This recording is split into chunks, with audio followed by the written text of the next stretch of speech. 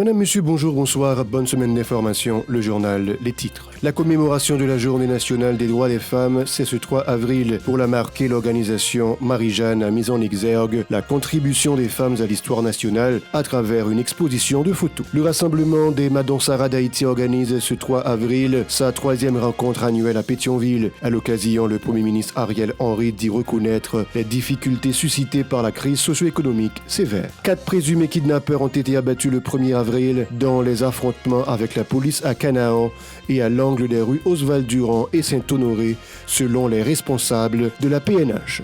Les funérailles de l'étudiant Tchalensky Jean-Baptiste ont été chantées samedi à l'église du Sacré-Cœur de Turgeau.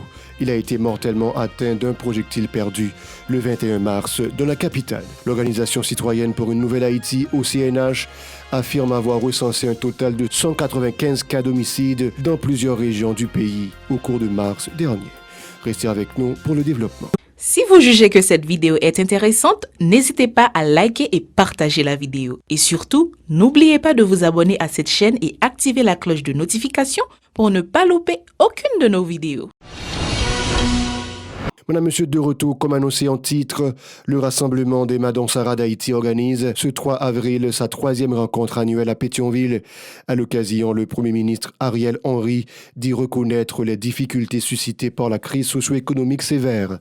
Le chef du gouvernement, qui a salué le courage des femmes, a rappelé que ces femmes entrepreneurs constituent le pilier des familles et de l'économie nationale.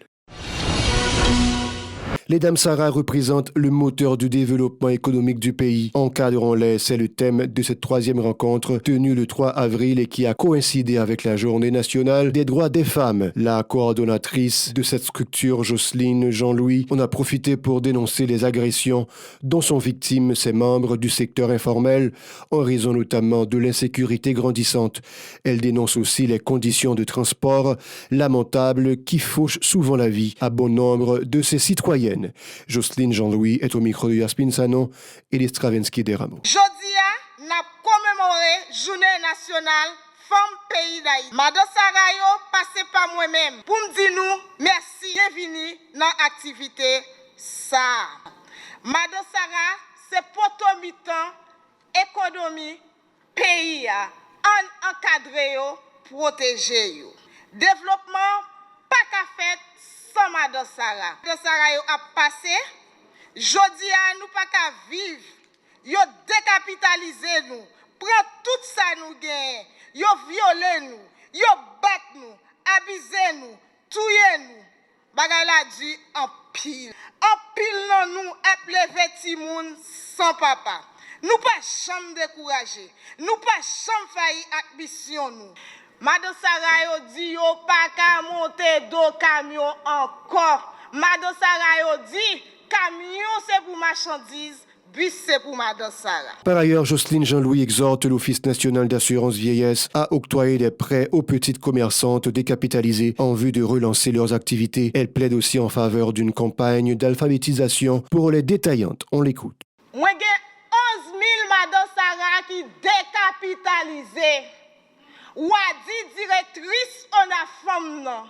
Avant mois d'avril la fini, m'ta remet au moins 3 ou 4 000 là-dedans yo commencer rebalancer business yo. Faut que nous dit comment n'a assisté avec Madame Sarah yo qui décapitalisé ya. Ministre éducation avant mois d'avril la fini. M'konne ou gen représentant ou là. M'ta remè Madame Sarah yo commencer faire action dans alphabétisation. Nous pas qu'à continuer à faire ti quoi encore. Nous gon pays essentiellement agricole. Yo besoin pompe pour yo user jardin gen côté qui pas gen de l'eau. Yo besoin motoculteur. Yo besoin banque agricole. Madame Sarah yo pas capable encore. Nous proposons à l'État haïtien d'investir dans la production agricole. Présent à cette activité, le ministre de la Santé publique et de la population MSPP, Alex Larsen, a promis un accompagnement à ces femmes sans donner de précision. Il a également évoqué le renforcement de la lutte pour l'équité de genre. Alex Larsen, toujours au micro de Yaspin Sanon et d'Estravensky Deramo. à ce 3e rassemblement de Mme Sarah d'Haïti. Je me réjouis que la santé soit placée au cœur des débats du jour. Nos oreilles ont été attentives à votre demande d'encadrement du secteur santé, afin de rendre plus efficace l'engagement de Ramsa dans le développement économique et social d'Haïti. Si nous existons en tant que nation, c'est en grande partie grâce à vos durs labeurs, vos énormes sacrifices et votre courage. Sous tête camion, nous là. Dans le soleil, nous là. Dans la pluie, dans la poussière, nous là. Route la bloquée, nous là. Balle à tirer, nous la pirate. C'est grâce à dévouement, nous, en pile grande tête, donnée dans le pays. On continue route là, main en main, comme ça nous va arriver. Une cohorte de 50 femmes membres de la structure appelée Collectif Femmes Engagées pour Haïti se propose de contribuer à la lutte contre l'escalade de la violence dans le pays. Lors d'une cérémonie le 3 avril à Pétionville, le Premier ministre Ariel Henry les encourage à faire la médiation dans leurs communautés respectives en vue d'atteindre leur but. Les propos d'Ariel Henry recueillis par José Victorin et Maud Léjean. Pour décider de partager avec la communauté une partie de ça et recevoir. Je remercie en pile la responsable de l'équipe féminine des handicapés. Merci pour ça que vous faites pour nous toutes, pas uniquement handicapés, mais pour nous dans le pays d'Haïti. Mesdames les brigadières, moi fier de nous. Moi fier que nous décidons d'aider la communauté noire avec moyens que nous gagnons. Pas grand-chose. Mais pas grand-chose là, c'est d'abord relationnons avec prochain nous, monde qui proche de nous, monde qui vit même côté avec nous. Pour nous faire médiation, parce que y a un problème qui est dans le pays d'Haïtien, c'est que nous suspendons parler l'un à l'autre. Nous avons toujours nos ring-hang. Il faut qu'on monde qui arrive faire des médiations. Merci pour l'engagement, ça nous prend. Engagement pour nous servir. Moi, souhaitez-nous un pile succès. Et je viens ici pour me témoigner de la part du gouvernement désir d'accompagner tout le monde qui veut prendre la société en main pour l'accompagner. L'ambassadeur taïwanais accrédité en Haïti, Wen Yan-Ku, qui a assisté à cette cérémonie, a encouragé le gouvernement à intensifier la lutte pour restaurer la sécurité sur le territoire. Le diplomate a rappelé que l'insécurité demeure la principale préoccupation de la majorité des citoyens. Écoutons ces déclarations recueillies par José Victorin et Maud Léjean. Je suis particulièrement heureux et content d'être parmi vous ce matin pour la commémoration de ce 3 avril et surtout parmi de nombreuses femmes engagées, courageuses et travailleuses. Et sachant que nous commémorons ce 3 avril un parcours important pour le développement des actions féminines en Haïti. Cette année marque également le 67e anniversaire des relations diplomatiques établies entre Taïwan et Haïti. 67 années au cours desquelles s'est développée une profonde amitié, digne de sa qualité, ferme de sa volonté et forte de sa croissance. Pour marquer la Journée nationale des femmes, l'organisation Marie-Jeanne a organisé à Port-au-Prince une exposition de photos de personnalités féminines ayant marqué l'histoire du pays autour du thème « Droit à la vie et liberté pour toutes les Haïtiennes ». Les militantes féministes ont réitéré leur engagement à poursuivre le combat pour le respect de leurs droits tout en s'insurgeant contre les violences faites à la gente féminine, victimes aussi de toutes sortes de discriminations dans la société. Pour elles, les agressions perpétrées à l'encontre des femmes et des filles se sont accentuées en cette période de crise pluridimensionnelle. Écoutons les explications de Velpine Pierre au micro de Hirsch Résil et d'Ederson Jean-Claude. Le national mouvement femme haïtien que Marie-Jeanne ensemble avec quelques structures comme l'organisation Otra, l'organisation féminine Grandjipon a commémoré. Pour journée 1, nous avons gagné aussi une devant ministère de la condition féminine et puis après ça nous marché arrivé là, le système qui était côté revendication nous par rapport ensemble avec le slogan journée qui c'est la vie, liberté, l'amour, toute forme haïtienne.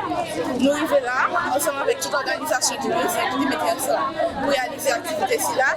Il y a un kiosque informatif, côté nous avons passé, pour nous avoir une information sur chaque grande organisation, sur chaque grande strict sécurité, pour nous connaître qui travaille, qui gère contribuer en tant que notre société à bien-être femme. Et il y a une exposition de tout. L'exposition s'est arrêtée à ce mouvement femme haïtien depuis 1986, quand c'était le premier grand marche mouvement femme haïtien. Environ 30 000 femmes étaient sorties jusqu'à journée aujourd'hui. Chaque activité qui fait pendant l'année et qui est toujours entrée dans la même optique, bien-être femme. Des citoyens applaudissent la mise en place de la plateforme en vue de leur permettre d'effectuer en ligne leur demande de documents légaux. Cette décision a partiellement mis fin à leur galère, ont indiqué ces personnes désireuses d'intégrer le programme humanitaire américain. Toutefois, elles souhaitent la livraison de ces papiers dans un délai raisonnable. Ils se sont exprimés au micro de Véron Arnaud et d'Ederson Jean-Claude. Complètement avec la plateforme, moi, son bail cap vraiment normal, mais comparativement, genre, il y a quelqu'un qui dit la plateforme n'est pas sécurisée et ça vient rendre tout trop de monde qui accélère là-dedans. Et l'on a fait inscription normalement pour prendre rendez-vous. En milliers de monde prend rendez-vous, mais là, en milliers de monde prend rendez-vous. Est-ce que qu'on y a là, a bien une possibilité pour tout le monde ça passer vraiment, j'en dis parce que bon tout. Là, on va regarder. Dans une journée, il doit y avoir n'importe 50 000 personnes qui inscrit, qui prend rendez-vous, mais prend rendez-vous ça. Est-ce que 50 000 personnes ça a passé? Beaucoup j'aime pas jeune. Il y a même passé, je passer du tout, je ne même. Alors je connais comment ça a pu pour moi aujourd'hui, si m'a passé. Parce que une plateforme non dit pas seulement comme si c'est Facebook, parce que Facebook, on doit inscrire plusieurs personnes inscrire un seul coup. Mais est-ce qu'elle voit le même genre où ils utilisent l'autre plateforme pour inscrire fond dalle de bagaille? Des avocats ont bloqué pendant un laps de temps la circulation au niveau de l'avenue John Brown, la lutte pour exiger de meilleures conditions de fonctionnement au parquet de Port-au-Prince. Selon eux, ils éprouvent pas mal de difficultés pour exercer leur sacerdoce. Les protestataires se prononcent aussi en faveur de mesures drastiques pour traquer les gangs armés qui sèment la désolation dans les foyers. Écoutons certains d'entre eux toujours au micro de Véron Arnaud et d'Ederson Jean-Claude. Mais ce là où il y a jeudi, c'est que c'est lié à conjoncture. Jeudi, on peut faire parquet à près de 2 semaines par fonctionner. Et puis, on est en prison. On va faire des cadavres qui nous plaît avec nous, kidnapping, insécurité, c'est ça qui met nous dans la rue à dire. Le gouvernement va dire rien pour changer des bagages, ça va pas dire rien. Mais c'est si compris le monde, ils ont arrêté dans la rue, il y a des gens, c'est peut-être qu'ils n'ont pas de contact. Identité nommée, ils ont arrêté. Ariel Henry veut tout simplement exterminer toute la population haïtienne. C'est la raison pour laquelle nous qui sommes des défenseurs des droits de l'homme, nous qui sommes des défenseurs des droits des gens, nous ne pouvons pas regarder faire le Premier ministre Ariel Henry. C'est la raison pour laquelle nous sommes là pour faire le procès d'Ariel Henry, parce que l'affaire de kidnapping ne doit pas venir quelque chose de normal dans le pays. L'insécurité ne doit pas venir quelque chose de normal dans le pays. 4 présumés kidnappeurs ont été abattus le 1er avril dans des affrontements avec la police à Canaan et à l'angle des rues Oswald-Durand et Saint-Honoré, selon les responsables de la PNH. Parmi les victimes figure le présumé chef de gang de Jérusalem 3 à Canaan, dénommé Amaral, allié du chef de gang Jeff. Son acolyte appelé Patrick a été aussi tué.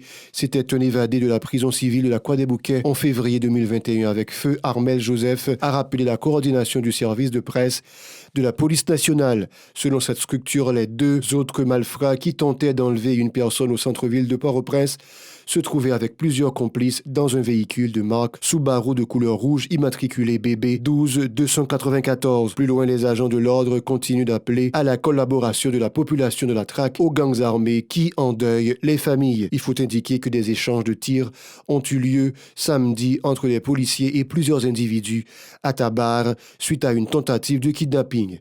La personne, une trentenaire, se trouvait à bord de son véhicule. Toutefois, les malfrats ont eu le temps de s'échapper. Les funérailles de l'étudiant Tchadensky Jean-Baptiste ont été chantées samedi à l'église du Sacré-Cœur de Turgeau. Il a été mortellement atteint d'un projectile perdu le 21 mars dans la capitale. Il se trouvait dans l'aire du Champ de Mars quand il a été touché par une balle perdue. Blessé, il a été évacué en urgence vers le centre hospitalier de Médecins sans frontières MSF à Tabar, où il a rendu le dernier soupir. Des parents et des étudiants de plusieurs facultés de l'Université d'État UEH lui ont notamment rendu un dernier hommage le 1er avril. L'Organisation citoyenne pour une nouvelle Haïti au CNH affirme avoir recensé un total de 195 homicides dans plusieurs régions du pays au cours de mars dernier. Au nombre de ces victimes, cette structure a dénombré 10 femmes, autant d'enfants et 3 policiers. Le coordonnateur de l'OCNH, Camille Oxius, a précisé que ces statistiques concernent 5 départements et celui de l'Ouest a battu le record en matière de criminalité. Il est au micro de Chilov Semexan et d'Ederson Jean-Claude. Pour moi, Maslan, au CNH, il y a répertorié dans le travail à 195 cas d'homicide. Et dans 195 cas d'homicide, nous avons 10 femmes. Dans 10 femmes, nous avons une femme enceinte, 6 fillettes, 4 petits garçons, un bébé de 8 jours, 3 policiers, un agent, alors un soldat Force armée d'Haïti, un étudiant. Il y a 5 départements, nous disons qu'il y a plus de cas d'homicide dans le mois de mars et ça est caractérisé tout court. C'est là qu'il y a plus d'insécurité pour le mois de mars. C'est le département de l'Ouest. Dans cette année 15 ans, nous tirons 172 personnes qui sont dans le département de l'Ouest alors qui tombent en bataille. Département du Sud-Est, 8. Département de l'Artibonite, 7. Département du Sud, 4. Département du Centre. C'est la fin du journal. Merci de nous rester fidèles. Restez avec nous pour la suite de la programmation.